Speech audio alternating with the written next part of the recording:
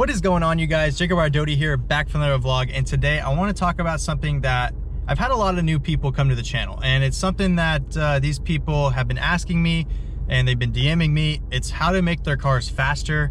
Now, for the most part, this stuff will go for V6s and V8s, so V6s and GTs, actually GT500s as well. So include it all, wrap them all in there. This knowledge and this information is something that kind of seems self-explanatory, but people just don't know what to do. What we're going to talk about today is how to make your car faster. So there's three main principles behind making a car fast. It's one, add more power. Everyone knows that, that makes sense, but it's how do you add power? What are the options to add power to these Mustangs?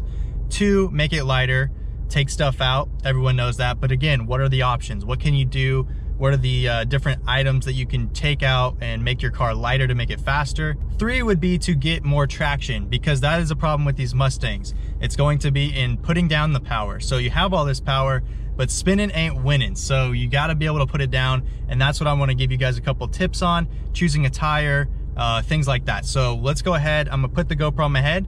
Let's talk while we cruise out, because I gotta go run some errands. So when you first start getting into the power mods, you're gonna have a few options, and it can be intimidating. You go on American Muscle, you're new to Mustangs or whatever, or you go to Lethal Performance, Late Model Restoration, any of those, and you look at those power packages, right? And a lot of them, I agree. I think a lot of them are correct. This might be a really fun on-ramp if I can not get stuck. Let's see.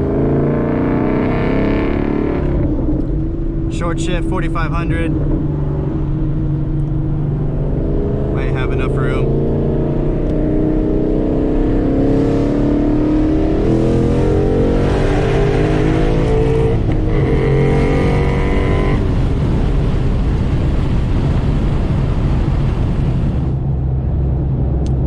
As I was saying, these power packages, a lot of them are correct. So what I'm talking about with these power packages, what I'm talking about is a cold air intake and a tune. That right there will get you going and get more power, regardless if it's a V6, GT500, or a 5.0. That will open up the car. The tune, so there's Lund Racing, Palm Beach Dyno, there's a couple other ones out there, but I'm not too familiar. Those are the two I'm really familiar with. I have a Lund Racing tune on my car, and it wakes the car up. What the tune does is it provides a little bit more pedal sensitivity. It makes the throttle response a little bit better. And when you pair that with the cold air intake, you get a little bit more horsepower, get some good sucking noises from the air, because it's sucking in all the cold air, makes the car just breathe a little bit better. And then also, if you have a automatic, it'll actually change a little bit of your shift points. So those 6R80s or 10R80s now, those are strong transmissions. And if you get a tune that has the shift points like really dialed in, you're gonna notice a big difference. It's gonna get off the line, it won't feel so sluggish. The stock Mustang tune leaves a lot on the table. I mean, just right now with the GT500, Lund is already pushing like 700 wheel horsepower, something ridiculous. And all it is the ECU, stock ECU, some pump fuel. It's just opening up what Ford left on the table. That is one of the easiest ways and cheapest ways to get a little bit more power and performance and like liveliness out of your Mustang. And that's regardless if it's a V6, GT, GT500. There's a lot left on the table, and that's just from the factory tune. You gotta think about it. They're shipping these cars out all across the United States. They wanna make sure that they're not gonna explode on us whenever we pick them up.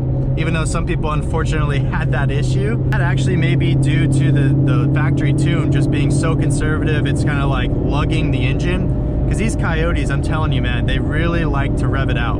Like, you guys always complain about, oh, why don't you shift? Listen, my car will rev to 7,500 every day of the week, and it loves it. As long as you check your oil, make sure it's doing good, you have the proper things in place to make that happen, the Coyote engine loves it. Now when you start getting into more power, so you've gone NA, right? You have that, you may get an intake manifold like the Boss 302 that I have, which gives me a lot more power on the top end for the V8. I don't think there's any type of intake manifolds available for V6s. And GT500s, your intake manifold is a supercharger, so there's some improvements there too. But once you go beyond intake manifold, cold air intake, tune, exhaust, now you're playing with forced induction. Really, nitrous, superchargers, and turbos are the next step up if you really want power. Turbos are going to always be faster. They come on smoother. You can turn them up and down with the boost gauge. or a boost controller. Whipples and root style are going to be more fun. Then there's Paxtons. There's a lot of supercharger options. I'm not going to get into every single one on this, but just know the next step up after you've done NA is to add some boost. And you'll have fun with lots of boost. Now I have carbon fiber on my interior, but this is really not weight reduction style carbon fiber. This is more for look.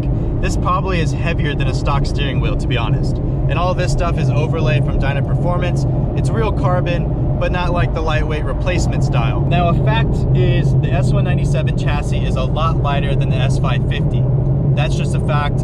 It's just because the RRS, the suspension, the setup, and the chassis, it's a little bit smaller, I think, as well of a car. So that's why it's a little bit lighter. However, you can lighten these cars by getting a rear seat delete. That is something that you can buy that's relatively cheap, maybe under 200 bucks, that will lighten up your car. Seat delete is exactly what it sounds like. It'll take out the seat, and you can either just leave it, which a lot of people do, they just leave it, but it looks a little ugly to me, and I'm not full race car, so you can get a rear seat delete, which you take out your seats and you put this little particle board plank that's covered in carpet. It's maybe like 10 pounds or something. The other thing you can do is strip your carpet, strip your passenger seat, your door cards, your speakers. Then you can do a couple other things to suspension and brakes. You can get lightweight brakes. You can get a lightweight K-member from BMR. You can get carbon fiber fenders, carbon fiber door cards. I know they're out there. I've seen them online. Can't remember exactly the company right now that makes them, but I have seen them online. They're pretty sweet, but they're like full race cars and they're not cheap. And people start deleting their AC, which, I mean, it depends. If you want a radio, you can take out the whole center console, AC, the venting system. All that stuff will literally probably take off hundreds of pounds. And when racing, power to weight ratio is a big deal. That's why Hondas that are like 450 horsepower just scoot, because it's power to weight. They don't have big horsepower numbers, but when they hook and they're light, like under 2,000 pounds with 450 horsepower, they'll smoke you. You add more power, you take away some weight. Now your Mustang, regardless of whatever it is going to be faster. And that actually goes for any car. Power to weight is number one. That's why literally Koenigsegg, they have the Agera, and they have it the 1-to-1, which is 1-to-1 power to weight ratio, which is pretty insane. They have as much horsepower as that car weighs. Now, one of the beautiful things about weight reduction is that a lot of the times it's free. So if you just start taking stuff out of your car that's not necessary, like you have your radio taken out, your speakers, your door card, your passenger seat, your carpet, your rear seats, your spare tire for sure if you're not gonna have that, or your car does, if your car even has that. Mine doesn't even have a spare tire. All that stuff will make your car faster, and it's free. You just take it out. However, the K-member and brakes, that stuff can get pretty expensive because it's specifically designed to be lightweight and race ready. Now, lastly, what we'll be talking about is traction. Give you guys a little bit of excitement in this one. We got traffic all over the place, gonna cut me off. We're gonna talk about traction because traction on Mustangs is a huge issue. And there's two different setups that I recommend. The base that everyone needs, regardless of what it is, I think it's called the Lethal Performance Bread and Butter Kit. They have it for the S550. I think they have one for the S197 as well. S550s have wheel hop issues. They have an IRS that's pretty weak. The S197 has the solid rear axle, which gets a little sketchy on bumps mid-turn, but you can do a couple of things to have it taken care of. Upper control arm, adjustable upper control arm, lower control arms, and a panhard bar and lowering springs. The stock springs are like squishy. You can get a little bit stiffer, you can get a little bit more responsive. I just recommend a few suspension things that are really like not that expensive when you total them all up. Probably, I don't know, $1,000. It'll transform your car 100%. Like, it'll make such a big difference to have proper suspension. It's a GT car, or at least all of the V6s too, they follow the same suspension style. This is a GT car. It's meant to be smooth, comfortable, kind of boaty over bumps, and it's a Grand Touring, so that makes sense.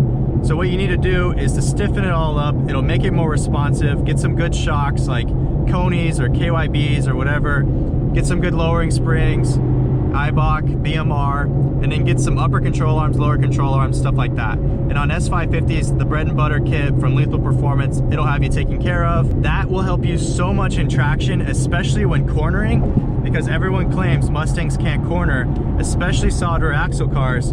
but I guarantee they can. When they're set up right, they definitely can. You're gonna drag race, you're gonna have a totally different setup, and that's because the automatics won't brake nearly as fast as an MT82. You will strip your gears, you'll do something stupid with an MT82 if you try to launch on a drag radial and a harsh clutch. Unless you are completely pro, you have so much money to blow, you don't even care, do not try this. Do not try launching a drag radial on an MT82 car. On an automatic, go ahead, drag, you know, NT01s or whatever other drag radial you want, the Nittos, the Toyos, throw it on there, put it on a 17-inch, 18-inch, even a 1920, I don't care. You'll be able to launch a lot better from a dig with a drag radial on an auto. But if you're a manual, you're gonna want a bias ply slick. Now, I don't even have a bias ply slick. All I know is I've read and researched so much about it that a bias ply slick, a 15-inch bias ply slick in the rear for a S197 is the best bet for drag racing. It's gonna give you a little bit of cushion, it's gonna give you a lot of grip, it will kind of help with some of the little like abruptness that whenever you give it a bunch of throttle and you launch out of the hole and get traction, it's not gonna just strip everything apart. S550s probably run a 17-inch bias ply.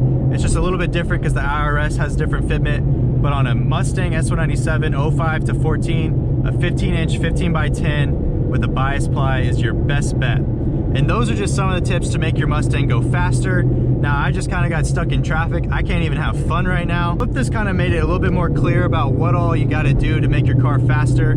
These are just common knowledge tips that if you are kind of new to Mustangs or kind of new to making this car or your car faster, you may not know because everyone has to have somebody to reach out to get information. And I've been getting lots of questions about what are the best mods to make your car go faster. So these are just some of the ideas to be able to get traction, make your car faster with more power, and also faster because it's lighter weight. Hope you guys enjoyed. If you did, please smash the like button, and I'll see you guys next time.